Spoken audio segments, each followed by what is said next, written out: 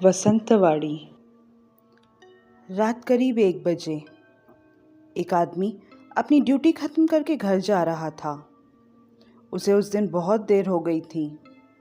उसने डरते हुए उस वाड़ी को पार करना शुरू किया। कोशिश की उसकी नज़र उस वाड़ी पर ना पड़े, पर इंसानी प्रवृत्ति उसकी नज़र वाड़ी पर पड़ गई। छत पर एक लड़की दीवार पर चलती हुई नजर आई, वो भी हंसती हुई, गाती हुई। अचानक उस लड़की की नज़र सड़क पर चलते हुए उस आदमी पर पड़ी।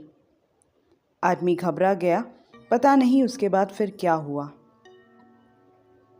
यहाँ बात हो रही है वसंतवाड़ी की। सन 1850 में वसंतराव चौहान ने शहर में एक वाड़ा बनवाया, जिसका नाम रखा वसंतवाड़ी। कई हंसते खेलते परिवार यहाँ रहकर गए हैं, पर पिछले 35 साल में तो जैसे इस वाड़ी को ग्रहण लग गया था। रात को वहाँ से लोग गुजरने से डरने लगे। जो भी गुजरते उसे कोई आवाज़, कोई गाना, कोई साया नज़र आता।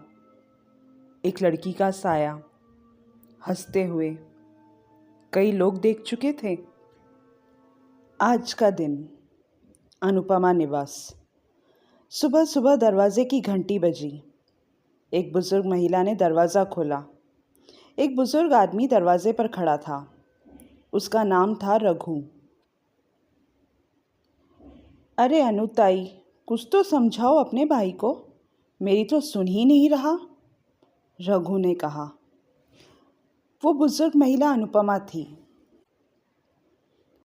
अनुपमा अपने पैर दर्द की वजह से थोड़ा घुटनों को मलते हुए अंदर आई और पलंग पर बैठते हुए रघु को कुर्सी पर बैठने का इशारा किया और बोली, क्या हुआ रघु?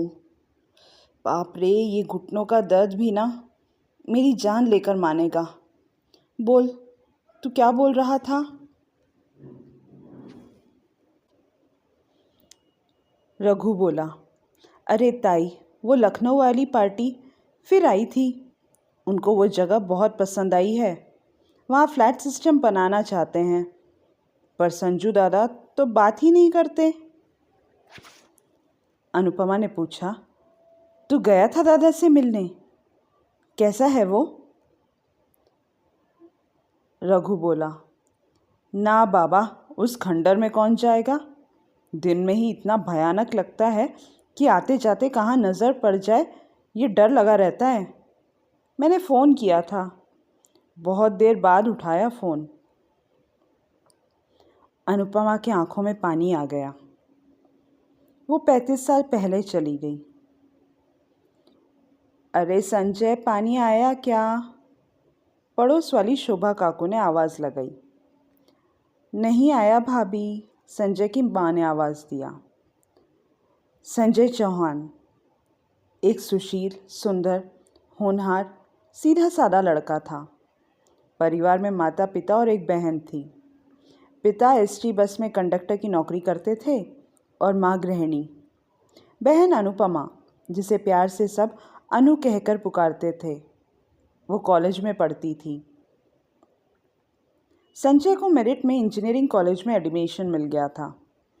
ये चौहान परिवार के लिए बहुत गर्व की बात थी। पूरे खानदान में कोई इंजीनियरिंग नहीं किया था। संजय को भी कोई बुरी आदत नहीं थी।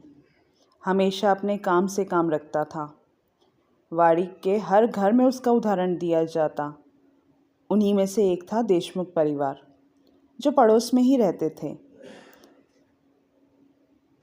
देशमुख परिवार में श्रीमान और श्रीमती देशमुख, बेटा राहुल और बेटी प्रीति थे। राहुल को हमेशा अपने माता पिता से यही सुनना मिलता, कुछ सीख संजय से। प्रीति अनु के साथ कॉलेज में पढ़ती थी। दोनों पक्की सहेलियां थीं। चौहान परिवार तो इस वसंतवाड़ी के मालिक थे। देशमुख परिवार को इस वाड़ी में आए 4-5 साल ही हुए थे, फिर भी दोनों परिवार में अच्छी घनिष्ठता हो गई थी। अनुपमा ने आवाज़ लगाई, काकी, पानी आ गया। पीने के पानी हर दूसरे दिन आता था, उसी के लिए अनु ने आवाज़ लगाई थी। प्रीति, जा लाइन में खड़ी हो, मैं घड़ा लेकर आती हूँ, शोभा जी ने अपनी बेटी से कहा। माँ, आप उस राहुल को कभी कोई काम बोलती क्यों नहीं? प्रीति ने माँ से कहा। राहुल, तू भी जा लाइन में खड़ा हो तो मैं आती हूँ, शोभा जी बोली। इतने में अचानक प्रीति ने जल्दी जल्दी चप्पल पहनते हुए माँ से कहा, माँ, उसको रहने दो, मैं ही जाती हूँ, तुम आराम से आना। हाँ, ये आजकल के बच्चों का भी ना कोई भरोसा नहीं, बोलकर शोभा जी घड़ा लेने रसोई की तरफ चली गई। प्रीति तेजी से सीढ़ियां उतरकर नल की तरफ भागी। प्रीति ने संजय को घड़ा लेकर जाते हुए देख लिया था, इसलिए अपना इरादा बदलकर वो नल पर आ गई और संजय के पीछे खड़ी हो गई। संजय ने पीछे पलटकर देखा। प्रीति मुस्कुराई। संजय ने मुंह फेर लिया। अरे बाबा, और कितना गुस्सा करोगे? प्रीति ने धीरे से कहा। संजय ने कोई जवाब नहीं दिया। इतना तो माफ़ी मांग रही हूं ना, उसका क्या चार डालूं? संजय ने चिढ़ते हुए धीरे से बोला और इधर उधर देखने लगा कि कहीं किसी ने सुन तो नहीं लिया। प्रीति ने संजय की उंगली छूने की कोशिश की। संजय लाइन में आगे बढ़ गया।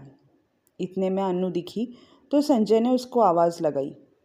उसके हाथ में घड़ा थमाया और गुस्से में प्रीति को घूर कर वहाँ से चला गया।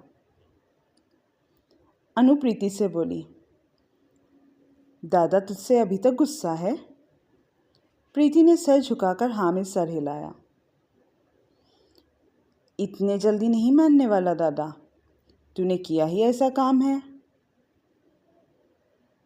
प्रीति बोली, तू मेरी मदद करना, तू मेरी पक्की सहेली है ना?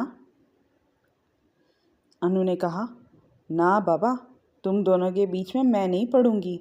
पता चला वो मुझसे भी नाराज़ हो गया। अभी वैसे भी राखी आ रही है, उसे नाराज़ नहीं कर सकती। आज के लिए कहानी का भाग इतना ही। आप अभी सुन रहे थे कहानी वसंतवाड़ी। ये है YouTube चैनल लावण्यास कॉर्नर, जहाँ मिलेगा आपको हर कहानी का मज़ा।